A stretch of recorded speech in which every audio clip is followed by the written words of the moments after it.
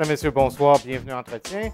Cette semaine, je vous propose une rencontre avec l'entraîneur des Tigres, Michel Roy.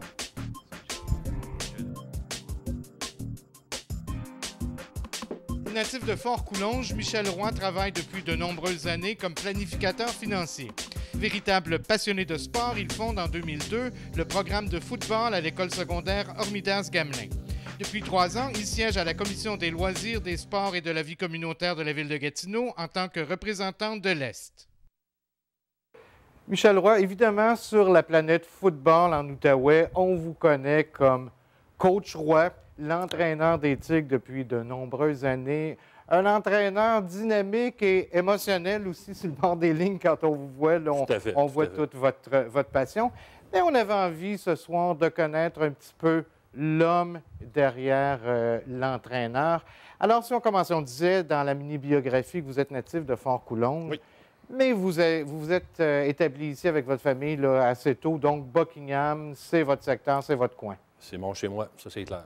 Et vous êtes natif d'une famille, vous étiez quatre enfants, dont 3 garçons, donc la pauvre petite fille qui a probablement passé des mauvais quarts d'heure.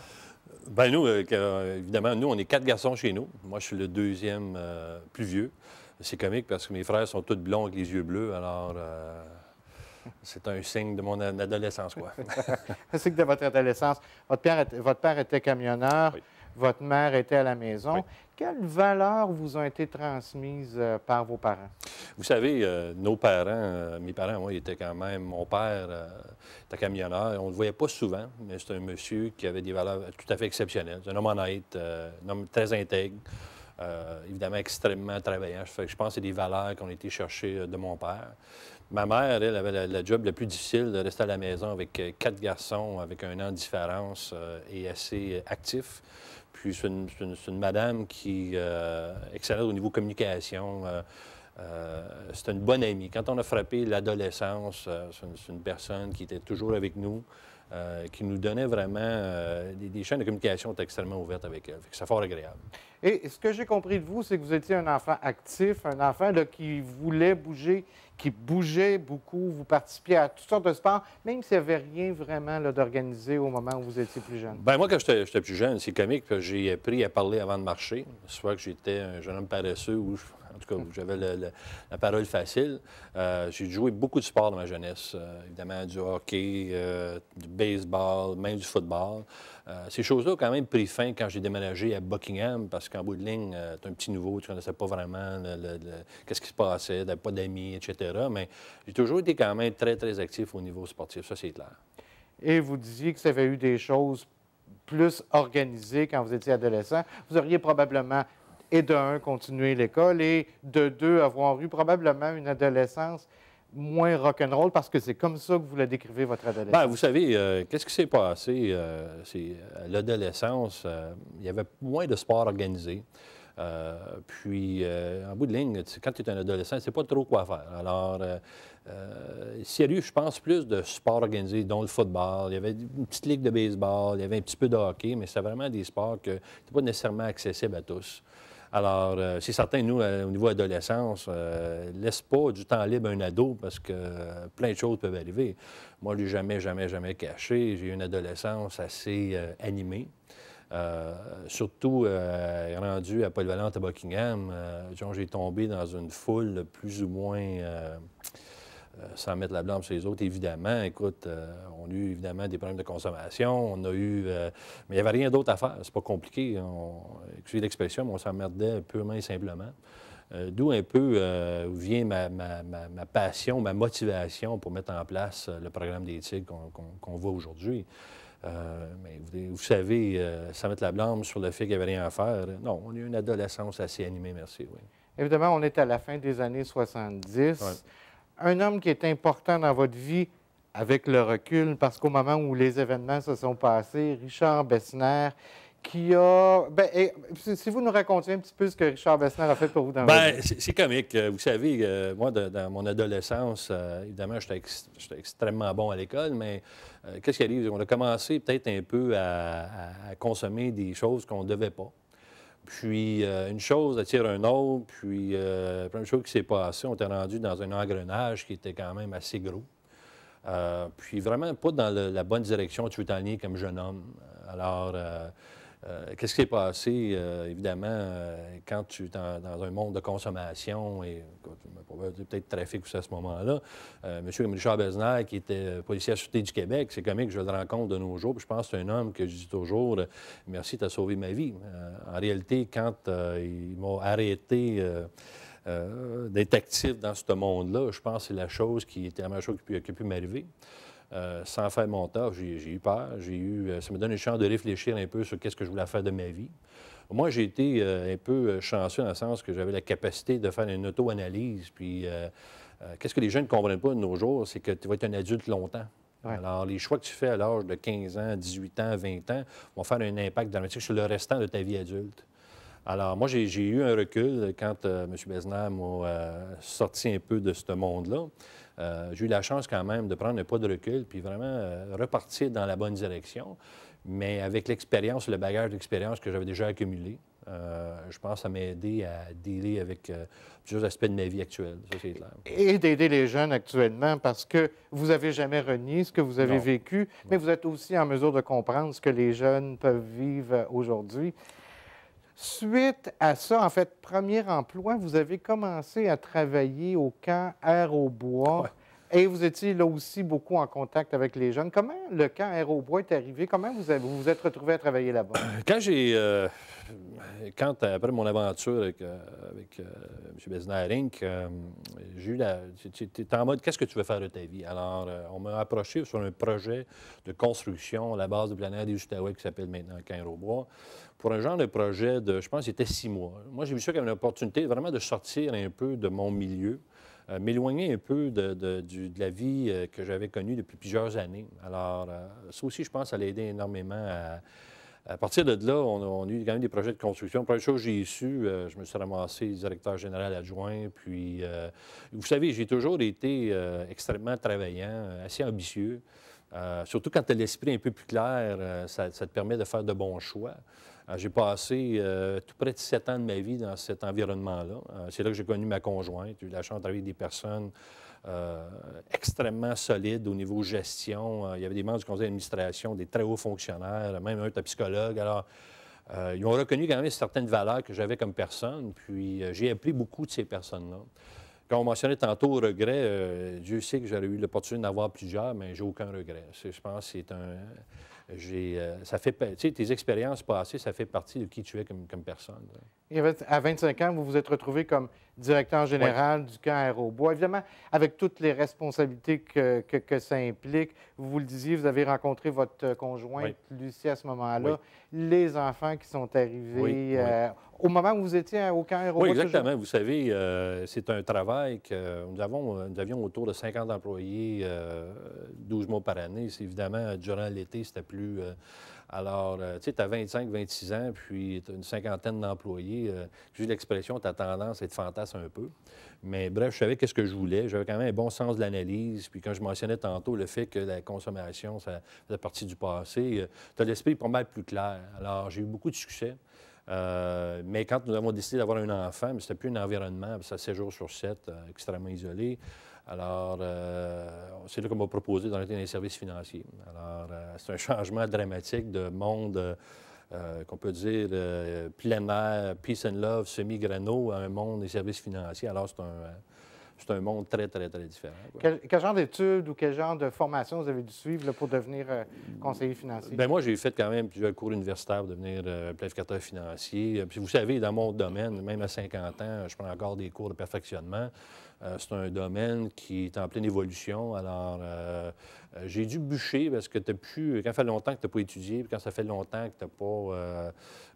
c'est pas évident. Mais bref, après 24 ans dans ce domaine-là, je peux dire que je suis quand même très chanceux. Avez-vous l'impression, si on regarde à 25 ans, est-ce que vous pensiez que c'était une option qui serait disponible pour vous là, de travailler en finance. Est-ce que vous étiez d'abord attiré par les chiffres, par la finance? Non, absolument pas. Vous savez, le problème, c'est que quand tu consommes beaucoup, surtout au niveau secondaire, ton corps, ton esprit, ton cerveau est en pleine évolution ou dévolution. Puis, j'ai même pas pu finir mon secondaire 5. J'étais vraiment rendu au pic de... Alors, pour ça, quand je vois des jeunes dans mon programme de foot qui consomment, puis, ou même ne sont pas dans le foot, je ne veux pas non plus dire que tous les jeunes dans le programme, c'est des jeunes qui consomment, mais il y en a plusieurs. Puis, les jeunes pourraient savoir que c'est vraiment pas le temps, si jamais c'est le temps de consommer, en réalité. C'est pas le temps. C'est parce qu'en réalité, plus que je dis toujours à mes petits gars, plus que tu fumes des bobos, qui suivent l'expression, moins que tu vas à l'école, puis moins que tu joues au foot. Alors, c'est certain que quand tu sors, tu es dans le monde des adultes, puis tu n'avais même pas fini ton secondaire 5, il n'y a pas grandes portes qui sont ouvertes. Aujourd'hui, c'est encore pire. Alors, j'ai dû aller finir mes études, c'est un cheminement qui était plus difficile, mais bref, écoute, c'est ça. Planification financière, évidemment, qui est un travail à temps plein. Vous Oui. rencontrez vraiment beaucoup de clients, Oui. vous travaillez fort, plein de temps. Oui. Mais vous avez quand même, il y a 10 ans, décidé de partir ou d'être à l'initiative là, du programme de football à l'école secondaire Romdias-Gamelin. Comment ce cheminement-là s'est fait pour aller proposer là, de former une école de football, si on veut? En réalité, moi, j'ai 50 ans aujourd'hui, puis ça fait 21 ans que je suis dans le sport amateur. J'étais un des membres fondateurs de l'Association des Deux Rives. J'étais président pendant plusieurs années. Quand on nous a proposé, en réalité, la personne qui a pondu le projet, c'était Carl Eddy. Carl, c'est un prof d'éducation physique. Il nous a contactés, moi, Paul Desjardins, mon frère Paul Leroy, qui... Écoutez, les gars, on s'est rencontrés autour d'une bière, puis il y a une ligue qui démarre. Est-ce que vous avez le temps d'embarquer? Fait qu'automatiquement, on est devenu coordinateur offensif. On s'est rendu en finale la première année. Ensuite, dû à des situations familiales et financières, on a décidé de créer une OBNL. La force chez nous, c'est qu'on est toute une gang de gros vieux qui sont passionnés du foot, passionnés du jeune. Toute une grande famille, parce qu'on parle, on dit Michel Leroy, je prends le crédit pour le travail de plusieurs personnes en arrière, parce qu'il y a des personnes qui sont très solides, dont des Paul Desjardins, Marc Chicoine, Martin Roach, Nick, Kev, on a une grosse famille. Alors, c'est ça vraiment qui fait la force de notre organisation. Puis, vous n'avez absolument rien vu, là. Plein de nouveaux projets qui s'en viennent. Écoutez, si vous permettez, on va prendre une pause. On va parler beaucoup des Tigres. Vous nous dites que c'est votre troisième enfant, donc on va en parler beaucoup tout de suite au retour de la pause. Au plaisir.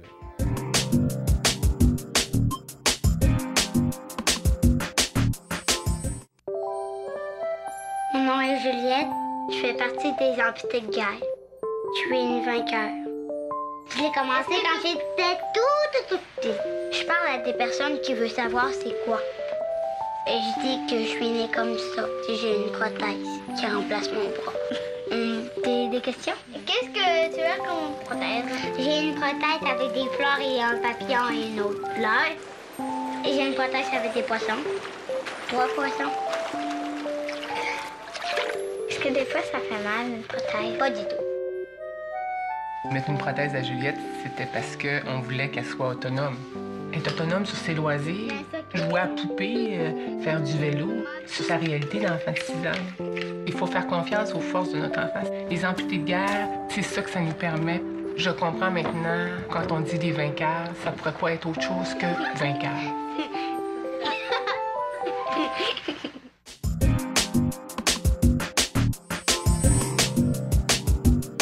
Alors, on est de retour à entretien pour continuer notre rencontre avec Michel Roy. Michel Roy, on disait tout de suite, avant de partir en pause, que vous considérez les Tigres, l'équipe des Tigres, comme votre troisième enfant. Oui. Donc, vous avez eu 2 enfants, des enfants de qui vous êtes particulièrement fier, je pense. Ah, absolument. Vous savez, moi, j'ai la fierté de ma vie. Vous savez, dans un monde, surtout dans les services financiers, avec les hauts et les bas, qu'est-ce qui le plus important de ma vie, c'est ma vie familiale, le bonheur de mes enfants, mon épouse, etc. J'ai un fils, il s'appelle Alix, il a 24 ans, débute sa maîtrise à l'automne. C'est mon buddy, ça. On se parle régulièrement, puis on a une tradition de manger au moins un shawarma une fois par semaine. Ensuite, j'ai mon bébé Steffi, qui a 20 ans, qui n'est plus nécessairement un bébé, qui est un peu mon rayon de soleil. Alors, je suis extrêmement choyé d'avoir ces enfants-là. Puis, vous savez, l'autre enfant, je l'ai toujours dit, moi j'en ai 3, l'autre enfant, c'est mes jeunes des Tigres. Ça, Pour moi, je suis tellement fier de ces petits gars-là parce que, vous savez, quand tu as 14, 15, 16, 17 ans, c'est pas facile dans la vie. Puis je vois, avec toutes ces années de coaching, j'ai jamais eu vraiment un mauvais garçon, un mauvais kid. Je suis fier des accomplissements parce que c'est pas facile cette période de leur vie. Puis la majorité des autres sortent en gagnant. Alors, pour moi, je suis très fier de mes 3 enfants, quoi. Si on venait 10 ans en arrière, au moment où vous avez proposé l'équipe des Tigres, donc vous êtes allé rencontrer, j'imagine, la direction à l'école secondaire, la commission scolaire, quel genre d'accueil vous avez eu? En réalité, c'est Carl Lilly qui avait vraiment pondu le projet parce qu'il était impliqué, parce que c'est quand même une équipe scolaire. Je sais qu'à ce moment-là, il y avait seulement 6 équipes qui se sont présentées. Comme moi, j'étais évidemment dans les membres fondateurs avec M. Desjardins, puis avec Paul Desjardins, puis Daniel Minault. Je sais que ça n'a pas été facile parce que tu ne sais pas de quoi tu fais. Je me souviens encore de la première pratique, on avions Denis Piché, qui était quand même l'entraîneur des Griffons de l'Outaouais, puis il était coach universitaire en 2007. Qui est venu à nos premières pratiques, puis il y avait un genre de regard de découragement, parce qu'en bout de ligne, c'est extrêmement technique comme sport. Mais on a acheté nos équipements. Dieu merci, la Caisse populaire nous a donné un fiacoup, sinon on n'existerait tout simplement pas. Alors, on a pondu ce projet-là, on se rend en finale la première année, sauf qu'après un bout de temps, on manquait un peu de structure. On n'avait pas vraiment de vision, mission, aucune structure budgétaire. Vous savez, le football, c'est le nerf de la guerre, c'est l'argent. Je m'excuse, c'est ça, parce que... Puis, quand on a créé l'OBNL en 2008, on a tiré à courte paille, puis c'est moi qui ai perdu, je suis devenu président. Puis, ce temps-là, j'essaie d'organiser un coup d'État, mais en tout cas, je pense qu'on s'arrange trop bien comme collaborateurs et partenaires. Alors, moi, pourvu que ça continue à bouger puis progresser, on va être là pour un bout de temps. On est parti d'un organisme qui, en tout cas, avec une trentaine d'équipements, puis maintenant, on a un inventaire de tout près de 200 000 Alors, même le budget d'opération cette année, ça va être 104 000 Alors, on est parti de quelque chose de petit, puis on a créé, je pense, un gros monstre, mais en toute franchise, vous avez absolument encore rien vu. Ce pas les projets qui manquent, ça, c'est clair. Évidemment, on ne peut pas mettre de côté le fait le fait d'avoir une équipe dans une école. Certainement qu'il y a beaucoup de jeunes là, qui se sont raccrochés à l'école et qui ont continué justement parce qu'il y avait cette activité-là, ce qui vous a manqué à vous quand vous étiez jeune. Oui, tout à fait. Moi, j'ai peut-être cassé le mythe aussi de consommation. J'ai toujours vu, c'est parce que j'ai eu des problèmes familiaux. Absolument pas. J'avais rien d'autre à faire. Tout simple que ça. Alors, nous, qu'est-ce qu'on a décidé? C'est donner beaucoup de... Ils ont fait un sondage en Gamelin à tous les étudiants. Puis qu'est-ce qui était le symbole de leur école? Puis je pense qu'à 90 c'était les équipes de foot. Alors pour nous, c'est une grande fierté, mais c'est aussi une responsabilité. Alors nous, quand l'image qu'on donne, qu'on projette, qu'on vit, est extrêmement importante. Alors, qu'est-ce que le monde oublie aussi? C'est que c'est certain, quand tu parles des Tigres, c'est la performance sur le terrain. Écoutez, nous, une victoire sur le terrain, ça dure une saison. Une victoire à l'extérieur du terrain, ça dure une vie. Alors, c'est plus cette partie-là qu'on a mis dans notre mission et vision, de faire certain que quand le jeune quitte le programme, c'est un meilleur humain, c'est un meilleur homme, évidemment, avec un diplôme au moins en poche. Et au lieu d'attendre puis se fier au régime scolaire actuel, nous, on a embauché des tuteurs, coordonnateurs pédagogiques. On a quand même mis beaucoup d'outils. On a un bon package pour le jeune. Moi, être un parent, j'aimerais bien ça que mon jeune soit là-dedans. C'est vraiment le critère qu'on a vraiment choisi. Il faut que les jeunes aient une fierté de participer. Puis il faut que les parents soient fiers que les jeunes participent à ce programme-là, mais pas juste scolaire, mais aussi communautaire. Il y a le Michel Roy qu'on voit sur le terrain, coach Roy qu'on voit, là, les baguettes en l'air quand ça ne va pas, quand l'équipe ne va pas suffisamment bien. Mais il y a aussi le Michel Roy, celui qu'on voit moins, celui qui est en contact constant là, avec les jeunes. Comment cette relation-là s'établit avec les jeunes qui font partie du programme?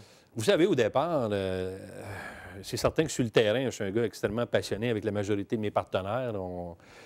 Il y a une personne qui fait sa thèse de maîtrise sur les entraîneurs des Tigres à l'automne et voir du matériel en masse. Mais c'est une passion, Je pense que ça se vit sur le terrain. À l'extérieur du terrain, je pense, moi, ma spécialité, puis beaucoup des autres entraîneurs, c'est le one-on-one. Vous savez, les jeunes ont besoin de parler, ont besoin d'être écoutés, ont besoin d'être compris. Moi, c'est vraiment l'aspect de ma job, c'est pas ma job, c'est vraiment l'aspect de mon implication dans les Tigres que j'aime beaucoup. J'ai à peu près 900 textes, messages textes à l'automne, puis c'est tous des jeunes de foot, puis je suis toujours disponible, je vais avec eux autres, qui peuvent parler de leurs difficultés. Vous savez, moi, je ne suis pas un orateur né. Moi, parlant devant du monde, c'est pas nécessairement ma force. Je le fais par obligation, mais j'aime bien le one-on-one. Vraiment, discuter. Puis surtout, j'ai quand même un bon bagage d'expérience. Qu'est-ce qui est comique, même à 50 ans? Je me souviens encore quand j'avais 15 ans. Vous parliez tantôt que vous avez eu une jeunesse quand même facile, mais vous êtes en contact avec des jeunes qui vivent des situations assez difficiles et vous me disiez que c'est pas rare que vous devez même intervenir auprès des parents. Vous savez, il y a deux choses. Nous, quand on a établi notre mission-vision, on voulait que le projet soit accessible à tous. Alors, ceux qui ont des problèmes financiers, on est extrêmement libéral, dans le sens qu'on je ne veux pas non plus qu'à la prochaine saison, personne ne paye, là, mais on se comprend. Mais bref, on veut que ça soit accessible. Et plusieurs fois, le jeune ne paye tout simplement pas. Mais pour nous, c'est un peu notre mission communautaire et sociale.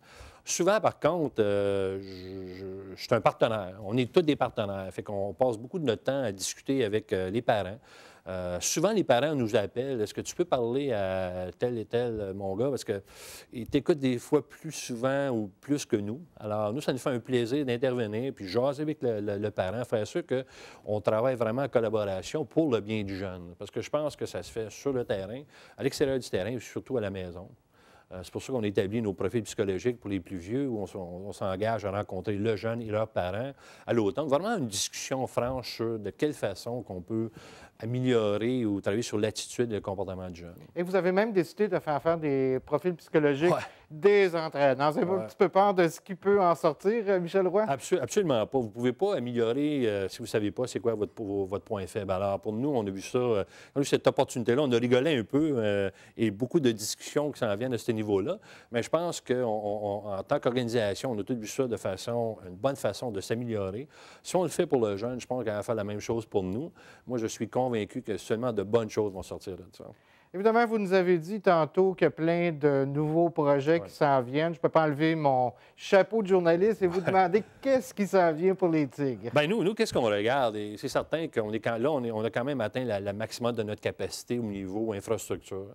C'est certain qu'avec la venue d'un synthétique, on espère probable, fera une différence fondamentale dans notre façon de voir les choses. Nous, qu'est-ce qu'on veut faire comme projet? On a parti à une équipe Benjamin, mais on aimerait ça voir du football civil jusqu'à temps que le jeune de 5 ans, avec une association avec les Vikings de Gatineau. Toutes les discussions sont en route à ce niveau-là. On a aussi des plans peut-être pour un juvénile 3A. Il y a plein de choses.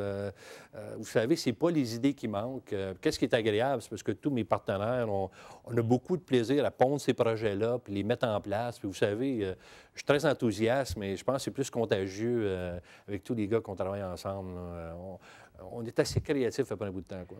Vous nous disiez tantôt que les Tigres, l'équipe des Tigres, c'est votre troisième enfant. Et depuis 10 ans, vous avez vu des jeunes arriver à adhérer au programme et faire 3, 4, 5 ans au programme et quitter par la suite. Le sentiment quand un jeune quitte, et vous avez eu là, des jeunes, entre autres le Jean-Philippe Carré, là, qui a été nommé le meilleur joueur à toute catégorie en 2011. Le sentiment quand les jeunes quittent le programme? Moi, vous savez, moi, je suis un gars qui est très émotif de nature. Puis ces jeunes-là, c'est tellement intense qu'est-ce qu'on vit au niveau... on voit ces jeunes-là tous les jours. On joue le sport le plus passionné qui existe au monde. On a la chance de jaser des affaires personnelles entre nous autres. Alors, moi, chaque fois que les jeunes quittent, c'est pareil que mes enfants quittent la maison à chaque année. Puis, personnellement, je trouve ça extrêmement dur. L'année passée, c'était plus tough parce que des gars comme JP, Guillaume, Francis, tous des kids que je connais depuis les premières années dans le programme. Puis, ils partent. Je trouve ça difficile. Par contre, je sais que ce sont de bons jeunes hommes qui vont faire très bien dans la vie. Puis les liens ne sont pas coupés encore. On se parle régulièrement. Puis je pense que quelque chose que quand certains d'eux autres vont dans le CFL ou NFL, on va encore communiquer. Mais on a mes billets gratuits. Et il y a même des jeunes qui se sont fait tatouer le tigre des Tigres et qui vont rester là à vie. C'est ce que, entre autres, Jean-Philippe disait. Oui, exactement. Jean-Philippe, vous savez, c'est des jeunes qui ont donné beaucoup. Ils ont donné corps et âme et beaucoup de sang, si vous voulez, à leur programme de foot. Puis JP s'est fait tatouer un T. Vous savez, un tatou, c'est permanent. Ouais. Mais c'est un jeune qui a donné beaucoup. Puis, vous savez, en 10 ans, je vais être honnête avec vous, il y a beaucoup de jeunes qui ont donné beaucoup au programme. C'est comique parce que maintenant, ils viennent me rencontrer, puis ils ont des enfants maintenant. Puis, c'est pas un coup de vieux, je dois vous avouer. Mais plusieurs de ces jeunes-là qui redonnent au programme. On a plusieurs de nos entraîneurs cadets, même juvéniles, Benjamin, qui ce sont d'anciens joueurs. Alors, c'est le fun de voir que la roue, elle tourne. Qu'est-ce qu'on leur donne à ces jeunes-là? Bien, on a l'opportunité ou le privilège de le redonner à d'autres jeunes. Évidemment, vous faites depuis 3 ans partie de la Commission des sports, des loisirs et de la vie communautaire. Oui. Vous êtes le représentant de l'Est de la ville de Gatineau. Oui. Avez-vous le sentiment que depuis la fusion, l'Est reçoit sa part du gâteau? Bien, je vais être très franc avec vous. On pourrait en discuter très, très longtemps. J'ai été agréablement surpris de la collaboration qui existe avec les intervenants. Parce que nous, on voit évidemment, on voit dans les médias un peu on va dire la game politique, mais moi, je considère que l'Est, au niveau infrastructure, exemple, route, etc., on a eu notre part. Soyons très honnêtes là-dessus. Sportif, on a certains plateaux, mais soyons clairs, la ville, la commission scolaire, les intervenants ont quand même une volonté d'améliorer les infrastructures. Moi, je suis un optimiste de nature. Puis, exemple, si on regarde les services des loisirs de la ville de Gatineau, il y a des personnes de qualité en maudit, là. Je suis très, très confiant qu'on va avoir notre juste part du gâteau. Je pense qu'il faut comprendre, c'est que nos représentants locaux doivent s'arranger. Il faut arrêter faut qu'on voit le secteur Est comme le secteur Est et pas nécessairement toujours essayer de tirer la couverture sur un côté ou sur l'autre. Ça va être la clé du succès. On a encore l'impression qu'il y a encore 2 secteurs, Oui. Buckingham, Masson-Angers Oui. d'un côté. Est-ce que vous pensez qu'éventuellement, on va être en mesure là, de se débarrasser là, de ces 2 secteurs-là pour devenir un secteur? Je pense qu'on n'aurait pas le choix. Vous savez, la Ville a une volonté très claire de rationaliser. Si on voit au niveau gymnastique, tu as maintenant une association. Le soccer, c'est la même chose. Ils demandent que les associations, exemple baseball, etc., aient une formule plus régionale. Alors moi, j'ai toujours dit aux associations de soccer, etc., je pense qu'on serait mieux de faire une association parce qu'on le veut, et non une association forcée, parce que la réalité, c'est que ça va venir de même. Alors, j'espère du moins qu'on ait quand même un esprit plus ouvert, puis qu'on puisse vraiment travailler ensemble, parce que l'Est de la ville a tout à gagner, ça c'est clair. Michel Leroy, il ne me reste plus, comme on dit en bon français, qu'à vous remercier pour l'entrevue que vous nous avez accordée. Évidemment, vous souhaitez bonne chance avec tous les projets. On se rappelle le terrain synthétique. On va souhaiter que ça nous arrive bientôt. Merci de votre implication. Merci avec tous les projets pour des Tigres. Une bonne saison. Merci à vous d'avoir été des nôtres. Merci. On se revoit la semaine prochaine pour une autre émission d'entretien. D'ici là, bonne fin de soirée sur nos ondes. À la prochaine.